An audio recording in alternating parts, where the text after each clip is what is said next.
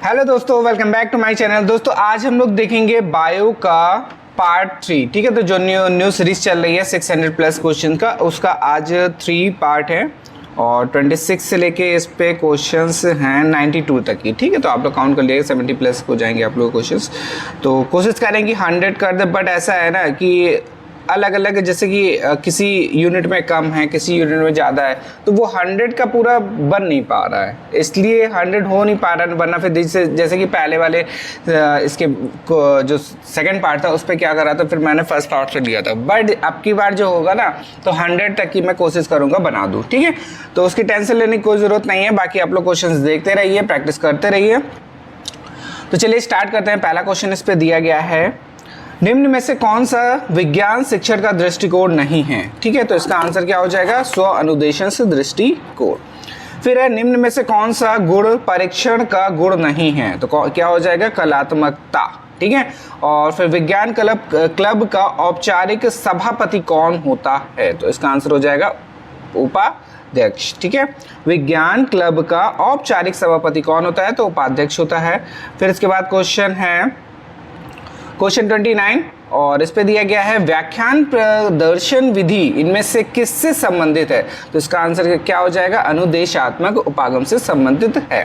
ठीक है, और फिर एक और ये वाला क्वेश्चन बहुत ज़्यादा पूछा गया है, अन्वेषण विधि के प्रयोग करता है, तो कौन हो जाएंगे, प्रोफेसर आर्मस्ट्रांग। ठीक है, तो ये सब में A to Z किसी में भी आप, ये कॉमन नहीं क्वेश्चन हो गए कुछ, तो सब में आपको मिल जाएगा। ब्लूम वाला हो गया, ये भी सब में आपको मिल जाएगा। और फिर इसके बाद है, आधुनिक मनोविज्ञान के जनक कौन है, तो इसका आंसर हो जाएगा विलियम जेम्स। ठीक है, तो विलियम जेम्स हैं आधुनिक मनोविज्ञान के जनक। फिर इसके बाद है, छात्रों को वैतनिक प्रतिभा किस पर निर्भर करती है, तो इसका आंसर क्या हो जाएगा, विज्ञान से अध्ययन प्रति रुचि पर निर्भर करती है। फिर है, मूल्यांकन से विद्यालय कक्ष एवं स्वयं के द्वारा निर्धारित शैक्षिक उद्देश्यों को प्राप्त करने के संबंध में छात्र की प्रगति की जांच है, यह कथन किस वैज्ञानिक द्वारा कहा गया है, तो इसका आंसर हो जाएगा जेम्स एम ली के द्वारा बोला गया है ये। क्वेश्चन नंबर 34 में दिया गया है, विज्ञान शिक्षण का एक अत्यंत महत्वपूर्ण पक्ष है, तो कौन है, तो तीनों हो जाएगा। विज्ञान के उपकरण से तथा सामान का चुनाव करना, उन्हें प्राप्त करना तथा उनकी देखभाल करना और उन्हें सुव्यवस्थित रखना। ठीक है, तो ये सभी हो जाएंगे। और फिर इसके बाद है, वस्तुनिष्ठ प्रश्नों में कितनी विधियां सम्मिलित रहती हैं, तो कितनी हैं, 3 विधियां हैं। फिर है, सर्वाधिक प्रोटीन पाया जाता है, सबको पता है किस पे हो जाएगा, सोयाबीन में हो जाएगा। और फिर इसके बाद है, विज्ञान क्लब तथा प्रचलित पढ़ाई के शैक्षणिक महत्व की तुलना किस वैज्ञानिक ने किया है, तो इसका आंसर क्या हो जाएगा, मैकनो। फिर शिक्षण की प्रयोजना विधि का प्रतिपादन किया है, तो आंसर क्या हो जाएगा, किलपैंट्रिक। ठीक है, तो इसको मैंने कैसे याद करवाया था, देखिए याद करवाया नहीं है तो भी याद कर लीजिएगा। प्रा है तो प्रा से क्या हो जाएगा, पी, और के से क्या हो जाएगा, के, तो क्या हो जाएगा, पी के। ठीक है, क्योंकि काफ़ी कन्फ्यूजन रहते हैं इन सब में, तो पीके से याद कर लीजिएगा। प्रतिपादन जो विधि है, ये प्रयोजन है। ठीक है, ये प्रतिपादन नहीं है, ये प्रयोजन है। फिर से हटा देते हैं। हाँ, क्या है, ये है प्रयोजन विधि। तो प्रयोजन विधि किससे स्टार्ट हो रही है, पी से स्टार्ट हो रही है, और किलपैंट्रिक का क्या हो जाएगा, के, तो क्या हो जाएगा, पीके। ठीक है, तो पीके से याद रखिएगा। शिक्षण की प्रयोजना जो विधि है का सब प्रतिपादन किसने किया, तो आंसर हो जाएगा किलपैंट्रिक ने। ठीक है, फिर इसके बाद एनसीईआरटी की पाठ योजना में डैश पद नहीं किया है, तो आंसर हो जाएगा पुनर्बैलेंस या फीडबैक। हार्वर्ड द्वारा प्रतिपादित 4 पदों में डैश नहीं है, तो बताइए 4 पदों में डैश नहीं है, क्या नहीं है, तो इसका आंसर क्या हो जाएगा, बी हो जाएगा, सामान्यीकरण नहीं है। और फिर हार्वर्ड की पाठ योजना के पदों में डैश ने परिवर्तन किए, तो किसने परिवर्तन किए, जिलर्स तथा राइट ने परिवर्तन किए। फिर है क्वेश्चन नंबर 42 और इस पे है, जब एक के बाद भी अनेक प्रयोग करने की आवश्यकता हो तो डैश विधि सर्वाधिक उपयुक्त है, तो कौन सी है, प्रदर्शन विधि है। ठीक है, तो याद रखिएगा, एक के बाद अगर ज़्यादा प्रयोग करने हो तो कौन सी विधि है, प्रदर्शन विधि है। फिर है, प्रदर्शन विधि में छात्र डैश हैं, तो क्या है, प्रदर्शन में सहायता करते हैं। ठीक है, फिर है क्वेश्चन नंबर 44 और इस पे है, जब तथ्यात्मक ज्ञान कराना हो या तत्वों के आधार पर सामान्यीकरण से निकालना हो तब डैश उपयुक्त है। तो कौन उपयुक्त है? प्रदर्शन विधि। फिर है, विज्ञान क्लब का संरक्षण कौन करता है? तो इसका आंसर हो जाएगा प्रधानाचार्य। ठीक है, तो विज्ञान क्लब का संरक्षण कौन करता है? प्रधानाचार्य।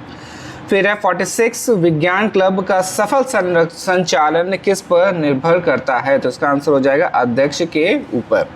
फिर है, शिक्षण विधियों तथा शिक्षण नीतियों में अंतर होता है। तो किसका अंतर होता है? उद्देश्यों का अंतर होता है। ठीक है, ये क्वेश्चन देखिए, छोटे मोटे जो क्वेश्चन है ना, अंतर हो गया, और छोटी छोटी बातों वाले जो क्वेश्चन होते हैं एमसीक्यू में काफ़ी हेल्पफुल होते हैं। ठीक है, तो शिक्षण विधियों तथा शिक्षण नीतियों में अंतर होता है। किस चीज़ का अंतर होता है? उद्देश्यों का अंतर होता है।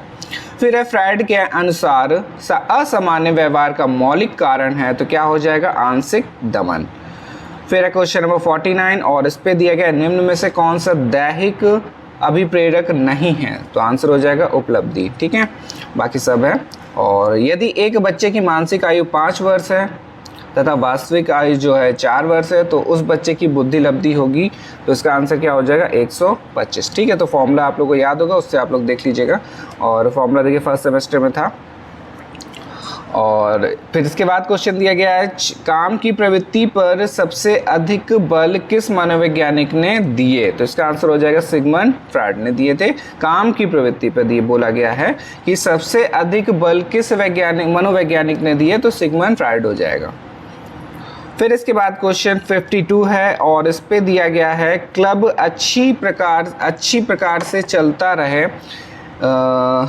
इसके लिए होगा, इसके नहीं होगा, इसके लिए अध्यक्ष को उचित परामर्श देना किसका कार्य है? तो इसका आंसर हो जाएगा डी ऑप्शन, संरक्षण का। ठीक है, फिर इसके बाद है, छोटा कर ले थोड़ा सा, हाँ ठीक है, 53 नंबर, विज्ञान क्लब का अध्यक्ष कौन होता है? तो इसका आंसर क्या हो जाएगा? अनुभवी से विज्ञान शिक्षक। ठीक है, विज्ञान क्लब का अध्यक्ष कौन होता है?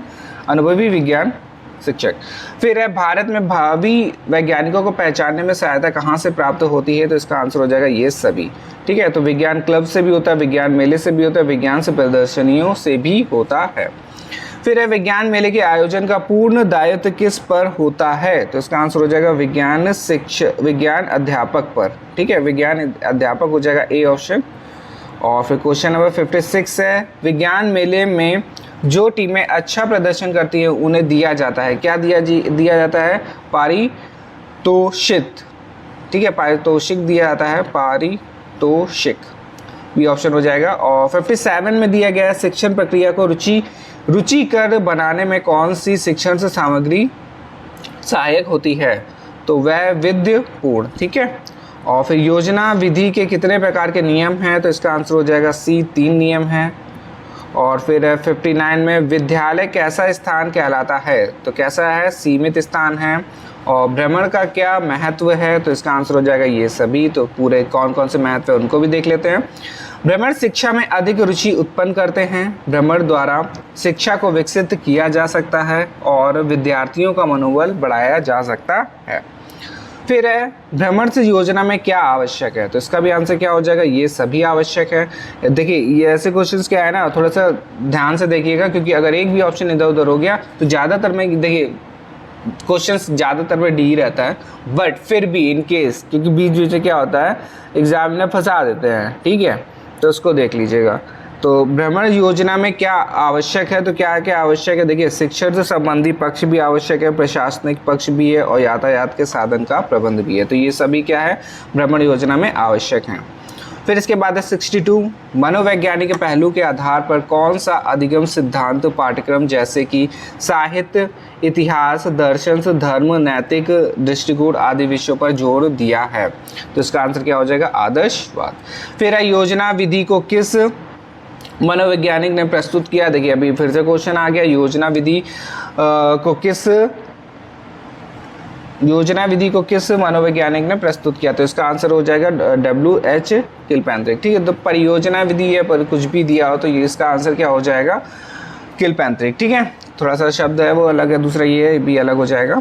और फिर नेक्स्ट क्वेश्चन दिया गया, भाषा सीखने में सबसे बड़ा बाधक तत्व हो सकता है, तो कौन हो सकता है? भाषा में आकलन। ठीक है, तो भाषा में आकलन, जैसे कि कुछ हिंदी आती है और इंग्लिश वाले में चले जाते हैं, उनमें थोड़ी सी दिक्कत हो सकती है, क्योंकि काफ़ी, जैसे कि मेडिकल वाला हो गया, मेडिकल में क्या सभी के इंग्लिश में ही है। ठीक है, तो हिंदी वाला उस पर जब जाएगा तो थोड़ी सी दिक्कत उसको हो सकती है। ठीक है, तो वही बोला गया, भाषा सीखने में सबसे बड़ा बाधक तत्व हो सकता है कि भाषा में आकलन।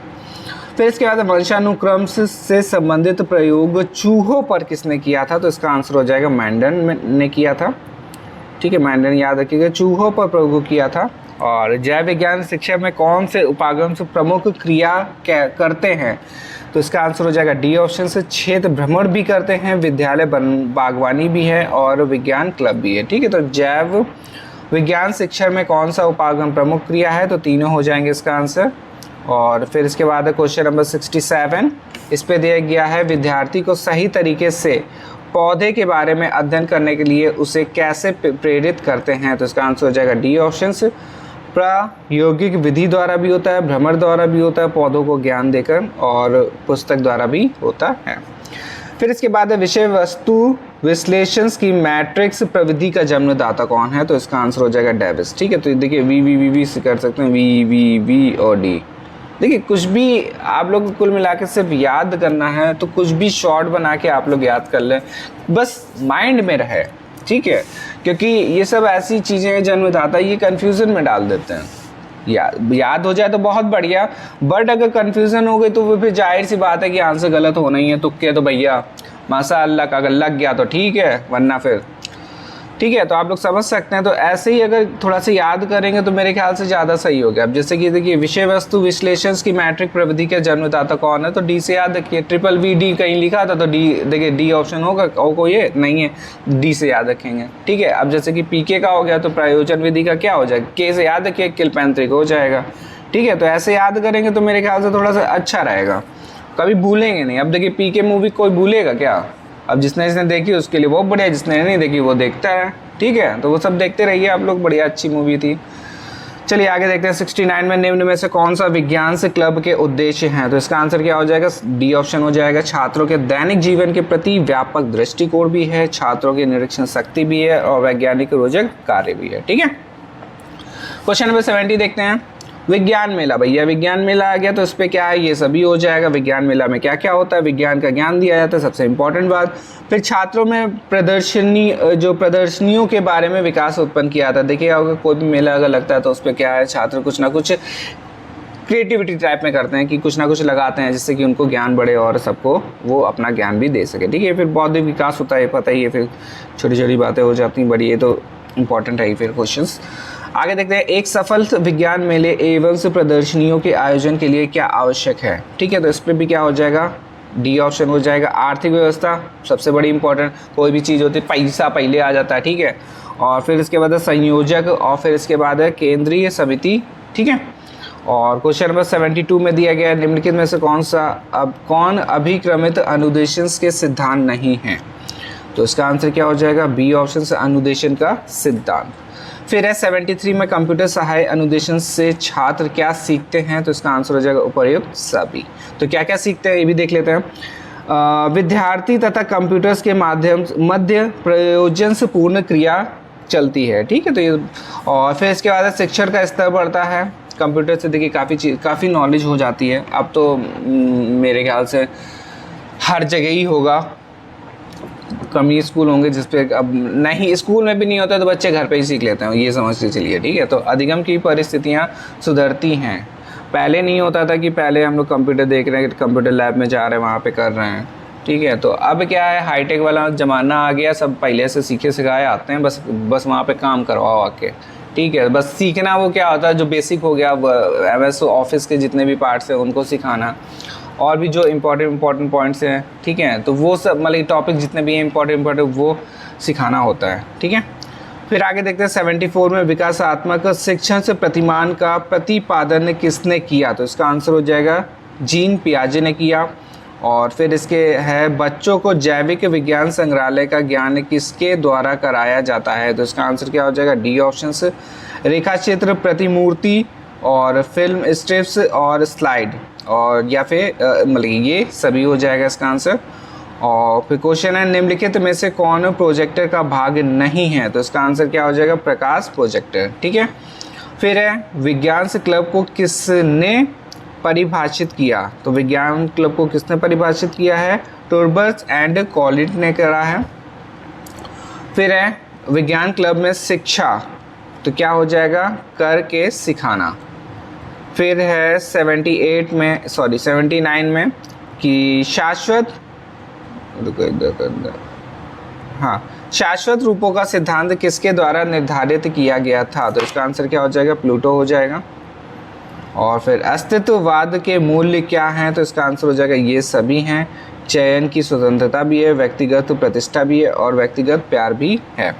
फिर है टोली शिक्षक के पद हैं, तो इसका आंसर हो जाएगा मूल्यांकन नियोजन। और वर्ल्ड साइंस न्यूज़ कैसी पत्रिका है, तो इसका आंसर हो जाएगा साप्ताहिक पत्रिका है। अब देखिए ये वाला जो पत्रिका वाला क्वेश्चन आया है, इसके लिए मैंने एक वीडियो बनाई थी, तो एक बार आप लोग देख लीजिएगा, इम्पॉर्टेंट नोट्स में ही हैं, बट मुझे भी याद नहीं है कि किस वाले में, फर्स्ट या सेकंड में ही होगा, तो एक बार इसको अच्छे से देख लीजिएगा तो काफ़ी हेल्प मिल जाएगी, क्योंकि इस पर मैंने सारी पत्रिका को लिया है, और इंडियंस भी हैं और कुछ जो बाहर की हैं, विदेशी भी हैं, और कैसी हैं, मतलब कि मासिक है, त्रैमासिक है और साप्ताहिक है, तो दोनों के लिए है। ठीक है, तो कुल मिला के ये है कि आप लोग देख लें तो ज़्यादा सही रहेगा, क्योंकि एक क्वेश्चन से आना ही है, एक क्वेश्चन भी अगर आ गया तो आप लोग को काफ़ी बेनिफिट हो जाएगा, और ज़्यादा बड़ी वीडियो भी नहीं है। ठीक है। फिर इसके बाद है उपचारात्मक शिक्षण के आयोजन के अंतर्गत किन किन तरीकों को अपनाया जाता है, तो इसका आंसर हो जाएगा ये सभी। फिर है फिनले तथा हार्ट के अनुसार विज्ञान शिक्षण में अपेक्षित गुणों का अध्ययन कितने भागों में कर सकते हैं, तो इसका आंसर है ए ऑप्शन, तो 2 भागों में कर सकते हैं। फिर है निम्न में शिक्षण विधि नहीं है, तो कौन सी विधि नहीं है, टोली शिक्षण विधि नहीं है, बाकी सब है, आगमन विधि भी है, निगमन विधि भी है और प्रयोगशाला विधि भी है। फिर है सूक्ष्म शिक्षण का विकास किस विश्वविद्यालय में हुआ, तो इसका आंसर हो जाएगा स्टैनफोर्ड विश्वविद्यालय। ठीक है, तो SSS से याद कर सकते हैं, कंफ्यूजन अगर कभी हो, वैसे तो बाकी तो एक ही इंडियन है, बाकी उससे बाहर ही गए हैं। ठीक है, तो SSS सूक्ष्म शिक्षण का विकास किस पे हुआ है, तो स्टैनफोर्ड विश्वविद्यालय में हुआ है। फिर है प्रोजेक्ट यथार्थ जीवन का एक ही भाग है जो विद्यालय में प्रदान किया गया है, यह कथन किस मनोवैज्ञानिक द्वारा कहा गया है, तो इसका आंसर हो जाएगा बिलर्ड के द्वारा। और डैश सूक्ष्म शिक्षण का स्तर नहीं है, तो इसका आंसर हो जाएगा स्थायीकरण नहीं है। फिर है सूक्ष्म शिक्षा के संबंध में NCERT ने छात्रों की संख्या बताई है, तो कितनी बताई है, 5 से 10 बताई है। फिर है 90 में सेमिनार प्रस्तुतिकरण से का सोपान नहीं है, तो इसका आंसर क्या हो जाएगा, निष्कर्षात्मक। ठीक है। इकाई पाठ्य योजना को सर्वप्रथम डैश ने परिभाषित किया, तो किसने किया है, मॉरिसन ने किया है, याद रखिएगा, इकाई पाठ परियोजना। फिर है डैश पाठ्य वस्तु विश्लेषण की विधि नहीं है, तो क्या हो जाएगा, डैट ट्रायर नहीं है। ठीक है, तो ये हो गया हमारा पार्ट 3 आज हम लोगों ने कंप्लीट कर लिया। इस पे हम लोगों ने कितने काउंट कर लीजिएगा क्वेश्चन आप लोग। तो अब हम लोगों ने साइंस से, देखिए बायो का मैं पहले दे रहा हूँ, ठीक है, तो कुछ बच्चों के लिए हेल्प मिल जाएगी, जैसे कि एक कमेंट भी आया था कि सर बायो की क्लास पहले कर दीजिए, तो मैं बायो का डेली 10 बजे तक की मैं कोशिश करूँगा कि अपलोड कर दूँ। फिर इसके बाद आगे का देखते हैं कि साइंस का, क्योंकि साइंस का भी काफ़ी इंपॉर्टेंट है, तो साइंस भी पर डे एक वीडियो रहेगी, एक बायो की हो जाएगी, और फिर इसके बाद और देखते हैं कैसी क्या क्लास करनी है। ठीक है, तो चलिए आप लोग पढ़ते रहिए और नोट्स जितने भी हैं अच्छे से रिवाइज कर लीजिएगा, और चलिए नेक्स्ट वीडियो मिलते हैं। धन्यवाद।